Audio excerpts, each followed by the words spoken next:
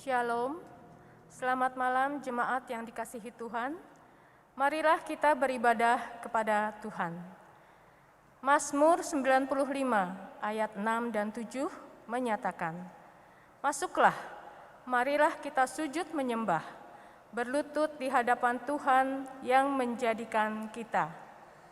Sebab dialah Allah kita, dan kitalah umat gembalaannya, dan kawanan domba tuntunan tangannya. Pada hari ini, sekiranya kamu mendengar suaranya." Marilah kita menghadap Tuhan, kita memuji nama Tuhan dari Gita Bhakti 4 ayat bait 1 dan 2.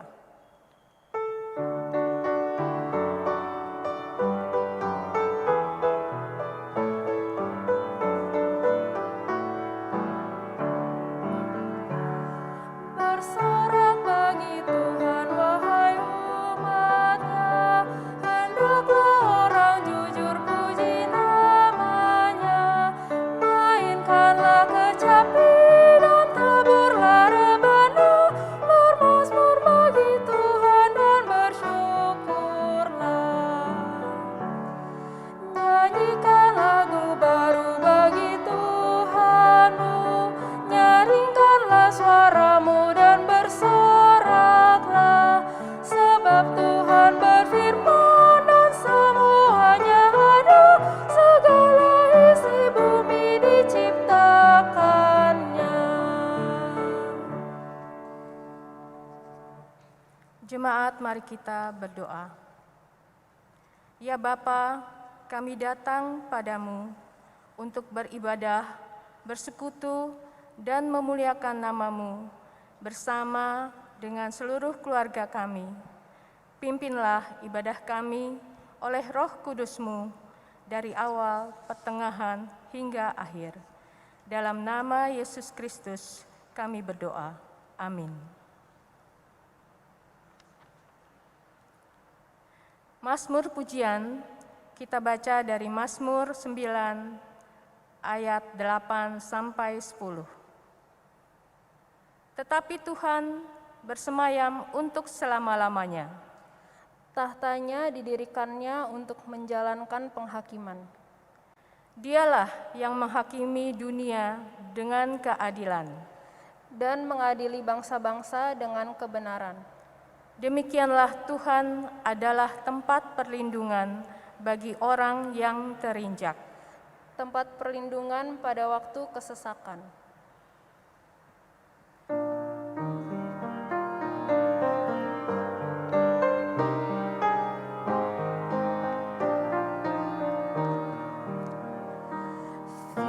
Firman-Mu Tuhan adalah kebun penuh kembang, yang datang ingin memetik, bersuka dan senang. Firman-Mu lambang yang penuh permata mulia, takkan kecewa siapapun yang mau menggalinya.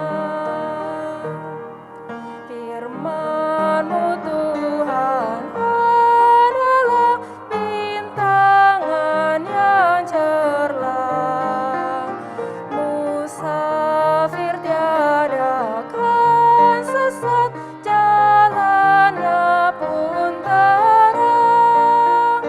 Ya Tuhan, buat firman-Mu menjadi tambangku, menjadi taman yang permai dan bintang penuhku.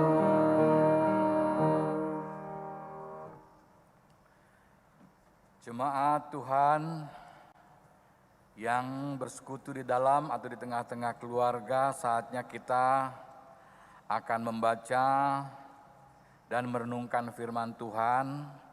Karena itu sebelumnya mari kita mohon bimbingan Roh Kudus, kita berdoa. Saatnya sekarang kami hendak membaca firman-Mu yang tertulis, ya Tuhan. Terangi hati dan pikiran kami dengan Roh-Mu, supaya ketika kami mendengar, kami percaya bahwa kami sedang disapa oleh Tuhan. Tuhan yang mencintai kami dan menghendaki agar kami selalu setia kepadamu. Kami mohon demi Kristus firman yang hidup. Amin. Mari kita membuka Alkitab dari Esra pasal 8. Esra pasal 8 ayat 21 sampai 23. Demikianlah pembacaan kitab suci.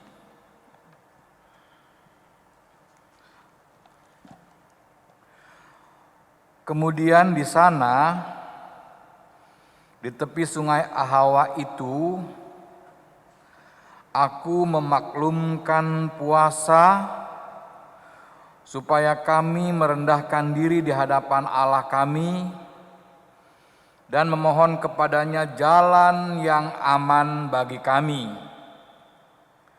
bagi anak-anak kami, dan segala harta benda kami.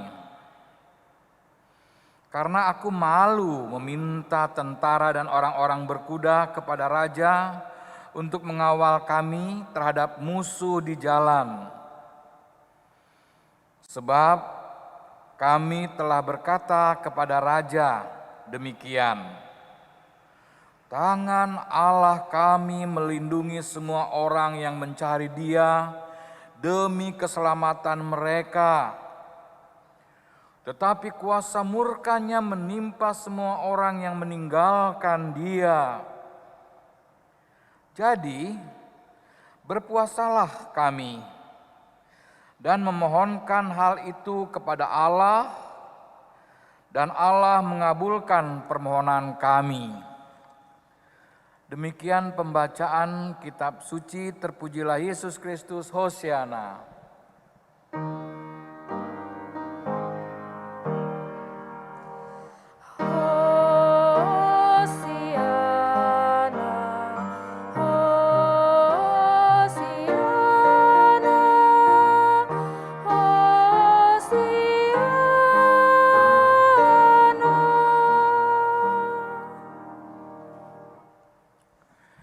Saudara-saudara jemaat yang ada dalam persekutuan di tengah-tengah keluarga,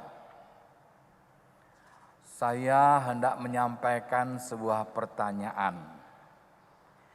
Siapa di antara kita yang berani dengan penuh kepastian berani mengatakan bahwa besok kita masih akan hidup? Atau berani mengatakan bahwa besok saya masih akan pergi ke kantor? Atau berani mengatakan sesuatu tentang hari esok yang akan kita kerjakan? Tentu pertanyaan ini membuat saudara merenung dan merefleksi diri. Mengapa? Karena memang tak seorang pun yang tahu apa yang akan terjadi pada waktu kemudian. Jangankan untuk esok, untuk 1 jam kemudian saja tidak ada seorang pun yang berani memastikan apa yang akan terjadi. Itulah sebabnya pentingnya kita selalu bergumul dengan Sang Khalik, Sang Pencipta, Sang Pemilik kehidupan ini. Sebab hidup kita ada di dalam genggamannya. Kita dimungkinkan untuk merencanakan sesuatu, merancang sesuatu. Tetapi semua rancangan kita diputuskan oleh Tuhan. Pada malam hari ini ada pelajaran menarik dari kisah Esra, yaitu sebuah narasi atau cerita tentang keberangkatan. Esra dari Mesopotamia untuk menuju ke Yerusalem. Di pinggir kota Mesopotamia ada sebuah sungai. Namanya Sungai Ahawa. Di sanalah orang buangan atau kelompok orang buangan yang akan kembali ke Yerusalem berkumpul. Di Ahawa itu lalu Ezra memberikan maklumat kepada mereka supaya mereka berpuasa, merendahkan diri, memohon kepada Tuhan agar mereka diberikan keselamatan dalam perjalanan, baik anak-anak, orang tua, termasuk harta mereka serahkan kepada Tuhan. Maklumat ini bukan saja penting, tapi punya pesan teologis yang amat dalam. Apa pesannya? Pesannya ialah bahwa sebagai abdi Allah, Ezra menunjukkan bahwa hidupnya sungguh-sungguh bergantung kepada Tuhan. Ia tidak akan pernah bisa melewati satu jengkal atau sedetik pun tanpa pertolongan Tuhan. Saudaraku yang kekasih, mengenai puasa, memang buat kita GPIB dan Protestantisme umumnya masih sering mempersoalkan tentang puasa. Apakah puasa boleh atau tidak boleh? Perintah atau bukan perintah? Sebetulnya para bapak gereja Protestan, khususnya Calvin Lutheran, sudah jauh menjelaskan bahwa puasa itu sama dengan berdoa dengan cara yang berbeda. Atau puasa itu adalah bahagian dari doa.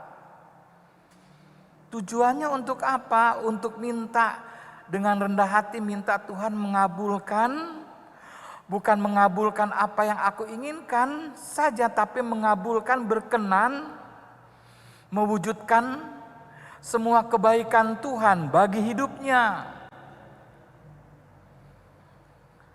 Puasa juga dipahami oleh orang Protestan adalah sebagai cara latihan untuk mengendalikan diri.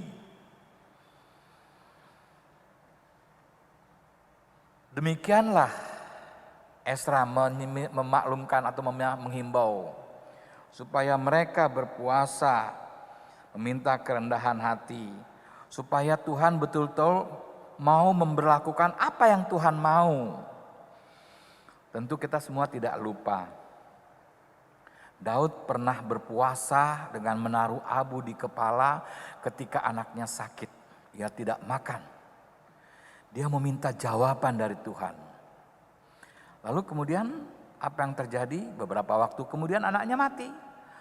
Dan dia lepaskan abu, lalu dia makan, minum, dia bersuka cita. Mengapa? Karena Tuhan telah menjawab. Artinya bukan berarti Daud ingin anaknya mati. Daud mau terbuka, mau melihat semua pengalaman itu, pengalaman di bawah anugerah, di bawah pengamatan atau di bawah rancangan Tuhan. Itulah tujuan atau makna puasa. Yang kedua, mengapa Ezra tidak meminta bantuan dari para tentara atau orang-orang berkuda dari pihak istana? Dikatakan bahwa supaya mereka dapat pengawalan dari musuh di jalan. Dikatakan, kami telah berkata kepada raja demikian, tangan Allah kami melindungi semua orang yang mencari Dia demi keselamatan mereka. tetapi kuasa murkanya menimpa semua orang yang meninggalkan dia. Dengan kata lain, Ezra telah bersaksi sekaligus juga menyatakan kredo, keyakinan di hadapan raja. Raja, saya nggak perlu dikawal karena tangan Tuhan kami kuat akan melindungi kami.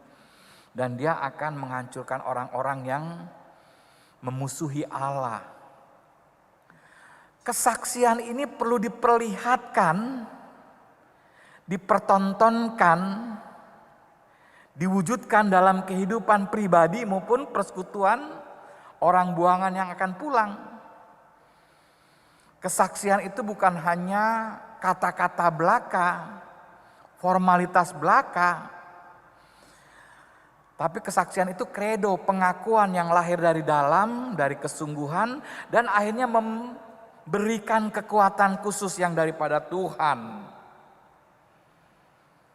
Ini juga penting untuk warga gereja zaman sekarang, buat saya dan saudara sekalian, bahwa kehidupan kita dalam Yesus Kristus adalah kehidupan yang bersaksi. Karena itu kesulitan apapun atau kenyataan yang seperti apapun yang kita akan hadapi, hendaknya tidak membuat kita menjadi kurang bersemangat atau kehilangan sukacita. Sebab jika demikian maka kehadiran kita tidak memberikan kesaksian bahwa Allah ada di sini, di dalam jiwa ini. Berusahalah agar dia tersenyum. Wah, itu lagunya Ebit ya. Tuhan ada di sini, Tuhan beserta dengan kita. Kita tidak tahu apa yang akan terjadi, baik atau buruk. Tapi yang pasti tangan Tuhan tidak membiarkan kita. Itulah kesaksian Ezra, itu juga kesaksian orang percaya. Warga gereja Sumber Kasih. Kemudian mereka semua berpuasa memohon kepada Allah. Dan Allah mengabulkan. Bukan karena mereka punya tindakan puasa, tapi karena Allah telah berkenan kepada mereka. Oh Pak Pendeta, kalau gitu nggak usah dong puasa. Tidak pernah saya bilang tidak usah. Kalau saudara perlu mendisiplinkan diri, silakan. Saya ingin membatasi untuk tidak makan sekian jam atau hari ini. Tetapi Yesus mengingatkan bahwa tidak boleh ada orang yang tahu. Kamu harus rapi, jangan kelihatan lusuh dan lemas. Saya sebenarnya sakit, ini baru habis diambil darah. Tapi saya berdoa Tuhan tolong supaya saya juga bisa Tuhan pakai untuk meneruskan pesan Tuhan kepada jemaat. Diberikanlah kekuatan ekstra. Barangkali itu sugesti. Memang kita perlu memakai sugesti diri. Self talk. Berbicara pada diri sendiri atas nama Tuhan. Tuhan ada di sini, aku yakin Tuhan ada di sini. Ini sugesti. Tetapi bukan sugesti hanya berdasarkan perasaan sendiri atau sugesti-sugesti seperti yang diajarkan oleh hipnoterapi. Tapi sugesti karena iman kepada Yesus Kristus yang berkata, aku akan menyertai kamu sampai pada kesudahan zaman. Saudaraku yang sama dikasih oleh Yesus Kristus, tentu dari narasi yang singkat, ayat 21 sampai 23, banyak hal yang memberikan kepada kita pelajaran dan atau pesan. Karena itu kembali pentingnya kita terus-menerus membangun hubungan dengan Tuhan Yesus Kristus. Bukan saja saat kita sakit, tak berdaya, tapi saat kita bersuka cita, kita pun harus memohon pertolongannya, supaya kita tetap mampu mengendalikan diri, sehingga melakukan segala sesuatu bukan karena kehendakku, tetapi kehendakmu jadilah. Amin.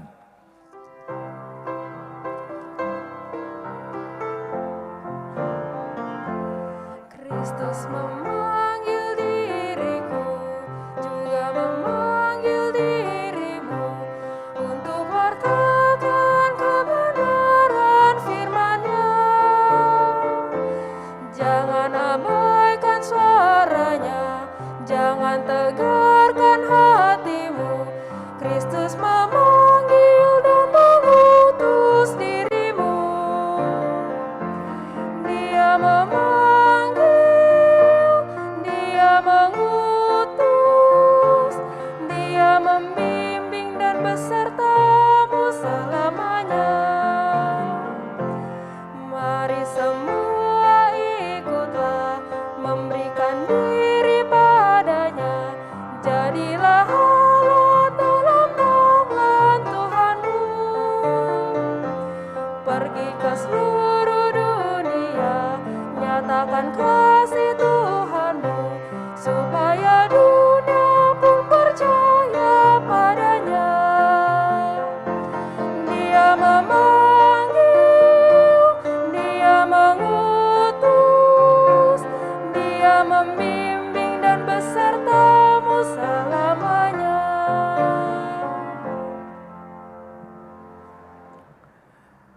Saudara jemaat, mari kita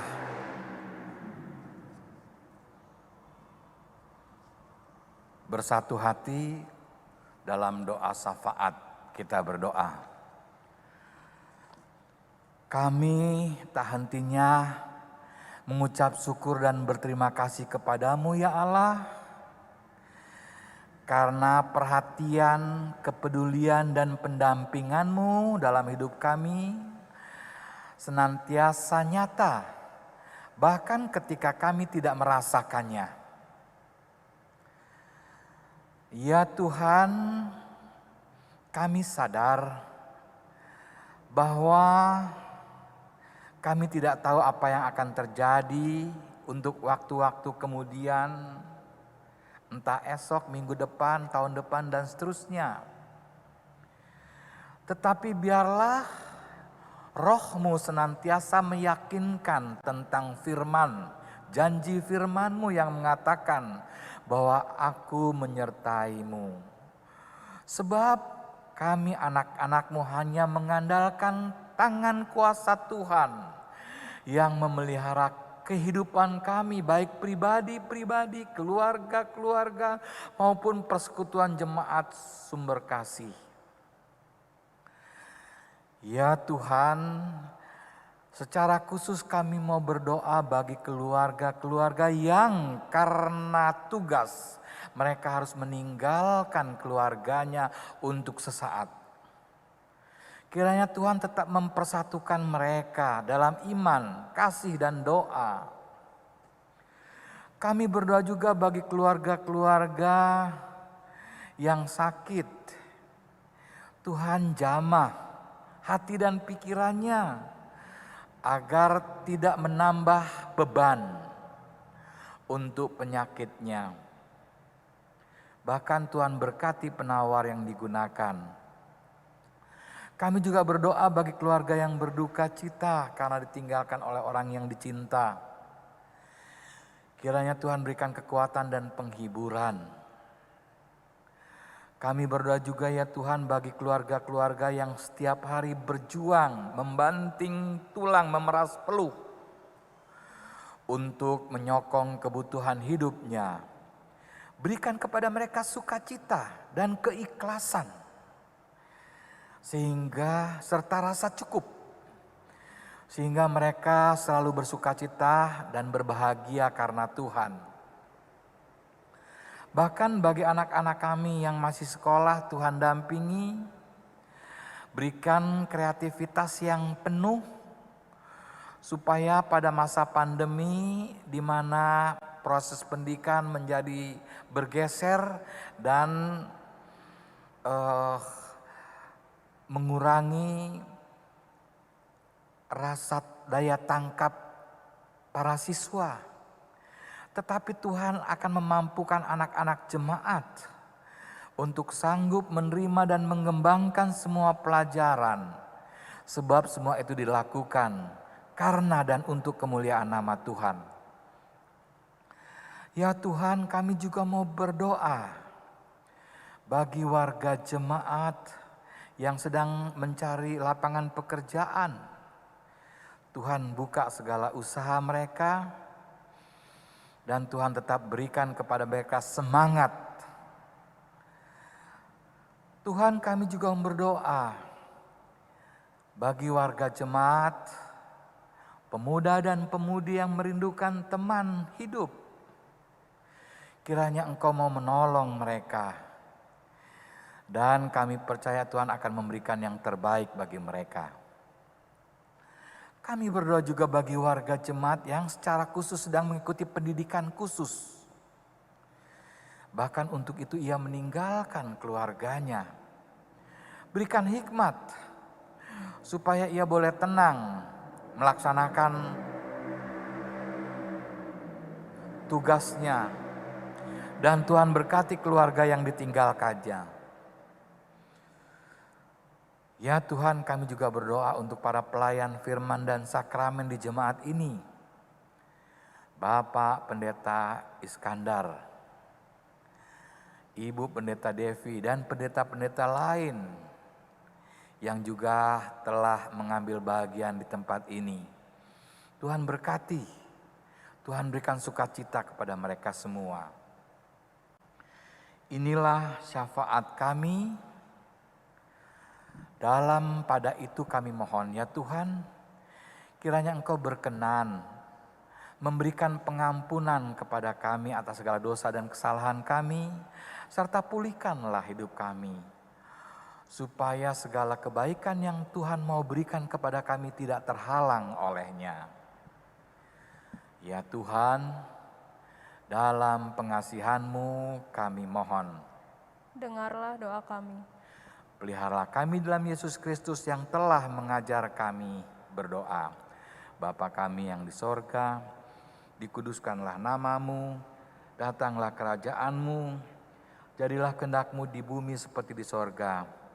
Berilah kami pada hari ini makanan kami yang secukupnya, dan ampunilah akan kesalahan kami, seperti kami juga telah mengampuni orang yang bersalah kepada kami. Dan janganlah membawa kami ke dalam pencobaan, tetapi lepaskan kami daripada yang jahat.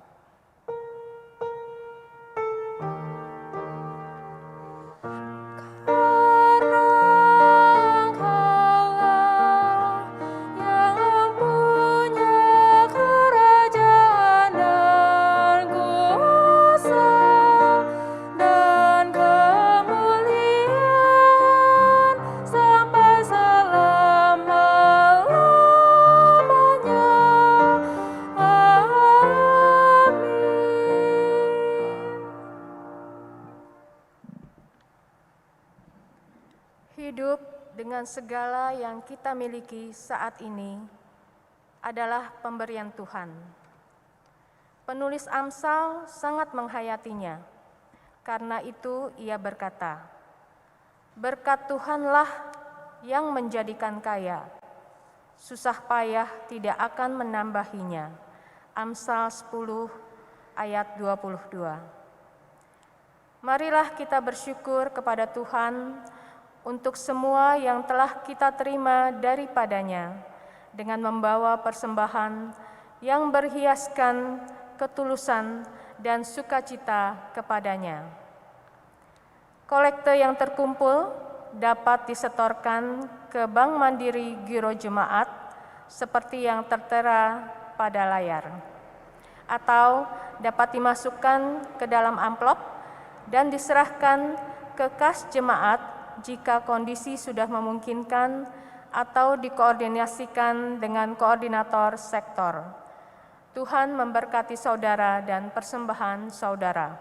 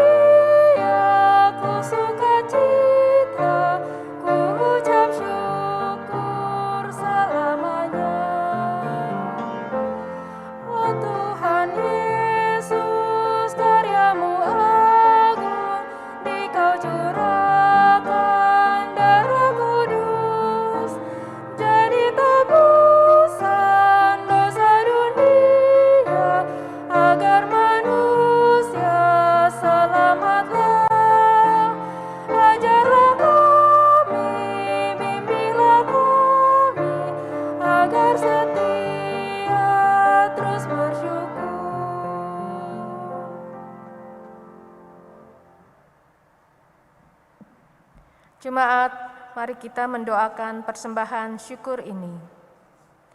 Terima kasih ya Tuhan, bila dalam ibadah ini kami boleh memberikan persembahan kepadamu. Berkati dan kuduskanlah persembahan kami ini, agar persembahan yang kami berikan boleh berguna bagi pelayanan dan kesaksian dalam jemaat-Mu. Dalam nama Tuhan Yesus, sumber hidup dan berkat, kami berdoa kepada Bapa di sorga. Amin. Saudara-saudara, kita akan menyelesaikan ibadah secara ritual, tetapi kita masih melanjutkan ibadah aktual dalam kehidupan keseharian kita. Karena itu kembalilah ke tengah-tengah kehidupanmu dan jadilah saksi di mana saudara berada. Tuhan menyertai saudara-saudara sekalian. Tuhan memberi kuasa-Nya bagimu.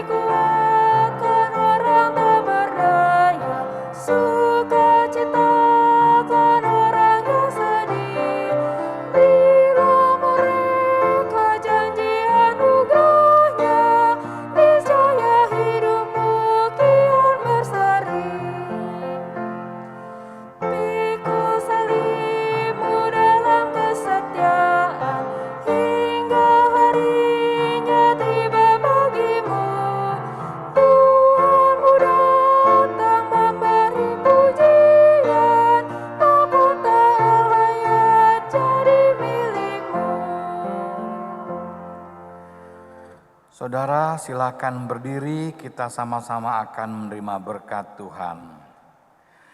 Kasih karunia Tuhan Yesus Kristus dan kasih Allah dan persekutuan Roh Kudus menyertai kamu sekalian.